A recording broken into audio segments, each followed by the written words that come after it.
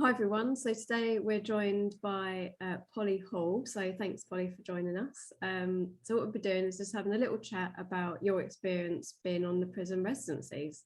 So we get straight in, and if you could just tell us a little bit about your arts practice.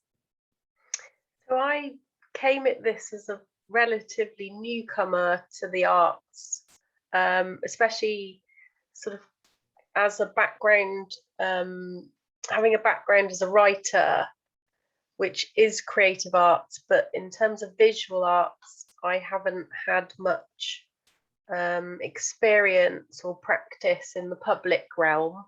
So it was interesting for me because a lot of the other artists are visual artists, and they have studied art at uni, or they've been doing it for many years. So my sort of approach to it was through the ideas that I was having for the project and using the space and how I could respond to that through writing and just the ideas that I was having about mainly imprisonment of suffragettes.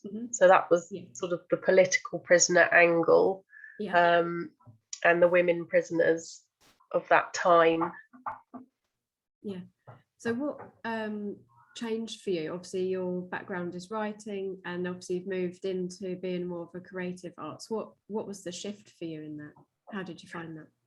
I've always liked sort of conceptual art, and I've visited a lot of installations and exhibitions. So I remember visiting the Venice Biennale, and I just love all that sort of, I really get it. I know some people don't really get conceptual art, and but I find when I'm writing quite visually. So in my first novel, The Taxidermist Lover, I was visualizing how that would look on a screen, sort of filmically. So my writing does come from quite a visual angle, and I kind of like to look at metaphor in my work, so what things represent, and that's why I came up with the idea sort of quite late on in the process leading up to it.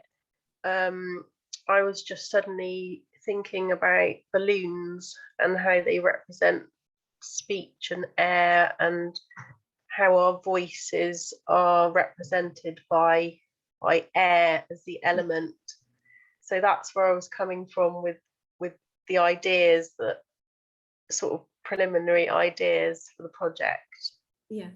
And how did you go on to develop those ideas for the project? Was it all stemmed from a writing background, or was you trying to push more into an arts practice? Yeah, I was trying to. I mean, my initial idea was to diarise the whole experience, which I did. So every day I wrote something, sort of from a personal perspective about what was happening and the things I'd researched on that day or leading up to that day, and also interactions with people, because there were a lot of visitors coming in. So I was recording their insights into what they sort of knew about suffragettes, or what they'd learned, or what they found, you know, in response to the things that I was putting in the cell. So I had initially thought of filling the balloons with helium. That didn't kind of work out because of the environment. It was so cold, they just dropped. So I immediately switched to blowing them up just through my breath, and which is obviously quite time consuming and tiring. But I also left balloons for visitors to also fill up, and that was really great, because sometimes I'd turn up the next day and there'd be balloons bobbing around that people had filled up, which I thought was a really lovely sort of interactive way of reaching the audience.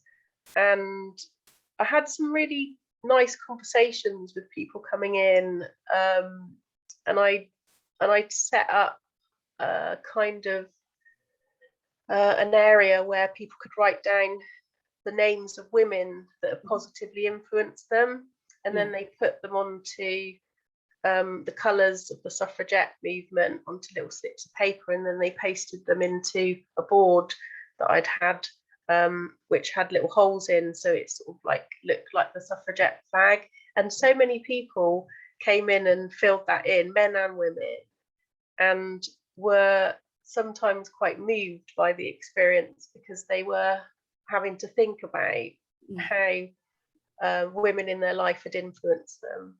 Yeah. So I hadn't anticipated it being quite so affecting, but I guess that's one of the aims of what you're doing with an art practice, is trying to get people to think about certain things. So in that regard, I'm quite pleased that it did that, even though at the beginning I was thinking, oh, I'll just write some words and make some poetry films.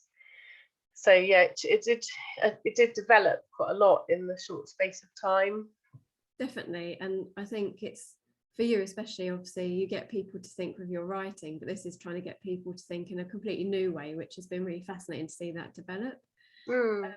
What started your interest within looking at the suffragettes? I had read a bit that Shepton Mallet prison had imprisoned some suffragettes in the early 1900s, and I'd sort of gone on that angle because I know there were a lot of other Victorian women prisoners, but I wanted to go on the fact that it's very current now that women are still repressed in terms of their free speech or their equality.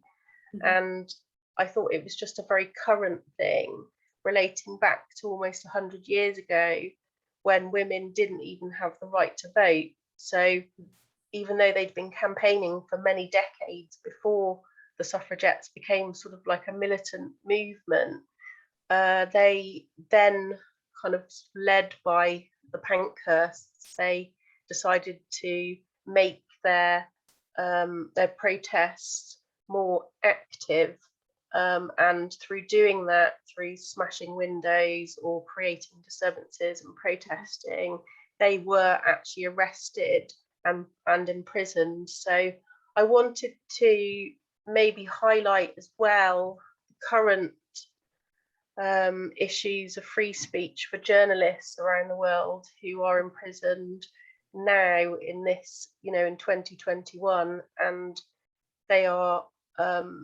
their voices are still contained or censored or trapped.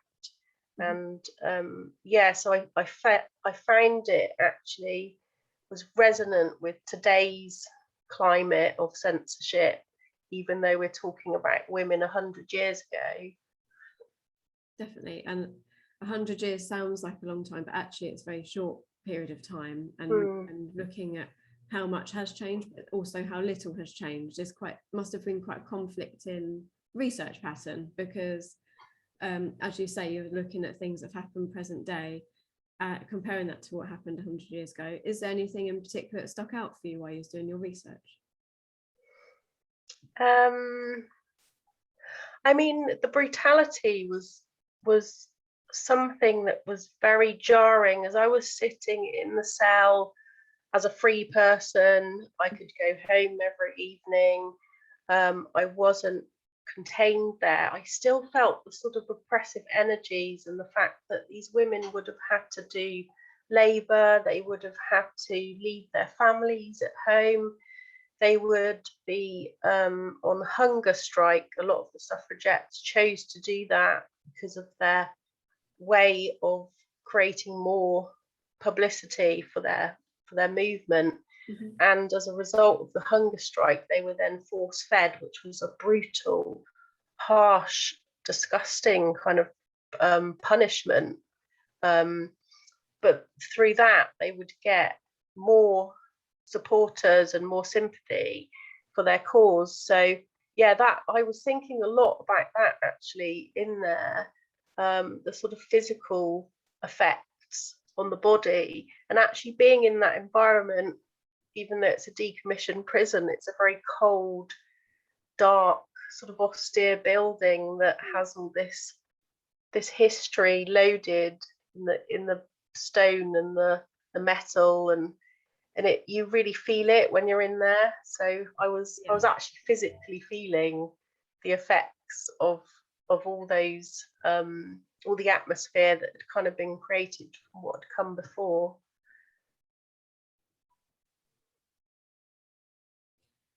So when you've been looking at the brutality of how the women were treated, how did you find being within a prison setting and also working with or among other female artists? What was that experience like for you? Sorry, I missed something, blipped then on your question. I couldn't hear the question. So obviously it's looking at the brutality of how women were treated within Shepton Prison. Obviously there were some nasty things that did happen within the prison settings, especially for suffragettes and women in general. What was it like being within a prison setting, working among other women? What was that like? So obviously as a writer, I imagine some of your time is spent alone rather than working in a group. Yeah, definitely. I mean, as a writer, I am always on my own unless I go and join a writing group. So being among other women artists was a really enriching experience, actually, and I learned quite a lot. They were very generous with their time and experience. So even like watching someone else work is inspiring, and I find I could use that either within my writing practice or just as a kind of visual prompt for something I might do in the future. And I think, you know, it kind of gives you permission when you see someone else working a certain way. You think, oh, that's okay, I can try that. And I do like to experiment with different things. So yeah, it was very encouraging to work with other women in that setting, and just to see how their work was developing as well, which was very interesting based on their research. So even though it was we were looking at all women prisoners as a kind of broad spectrum, we were also looking at quite sort of narrowing it down to our own kind of a specialist sort of angle. And yeah, I found some of their work just fascinating. It was just really, really enriching. Oh, good. So obviously looking at how other people were working within that environment, was there any room for you to be able to collaborate with other artists, or were you able to work with any of the public at all? Yeah, I did. A couple of the other artists used some of my words in their work, which was great. So I had written some poetry, and they'd taken some lines to use within their work, which was that's really good. I enjoy that sort of collaboration, and also I kind of looked at maybe in the future doing some collaborations as well. So it might be something that comes out of this, because I really sort of felt some of the other artists, we were on the same wavelength. So I think the sort of legacy of this type of project means that you can go on and you can create new work, which you know, it's not just ended at the end of the residency. So I think, yeah, we'll watch this space and see what comes out of it. Yeah, definitely. So what would be your future plans then? Is it going to be Polly the writer or Polly the artist? Oh, do you know what? I have huge imposter syndrome as a writer, even though I've got a book out, and I need to get over that. So I'm like massive imposter syndrome as an artist, but I've been kind of just putting myself out there, and I really like performance art.